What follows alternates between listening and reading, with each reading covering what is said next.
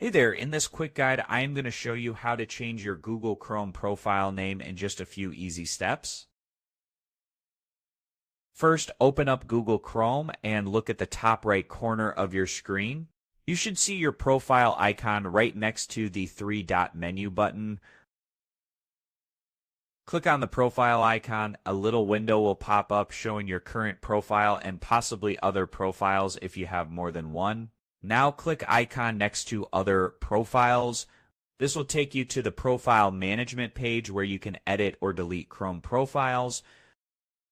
Now you can change the profile name, just type in the new name you want. You can also change the profile color or avatar if you want to customize it more. After typing in the new name, that's it. Your Chrome profile name has been changed successfully. Now, when you open Google Chrome with the profile, you will see the updated name and avatar at the top right corner. This is essentially useful if you have multiple profiles for work, personal use, or family members. It helps keep everything neat and organized. All right, that's the whole process, quick and simple. If this video helped you out, give it a thumbs up and consider subscribing for more tech tutorials like this one.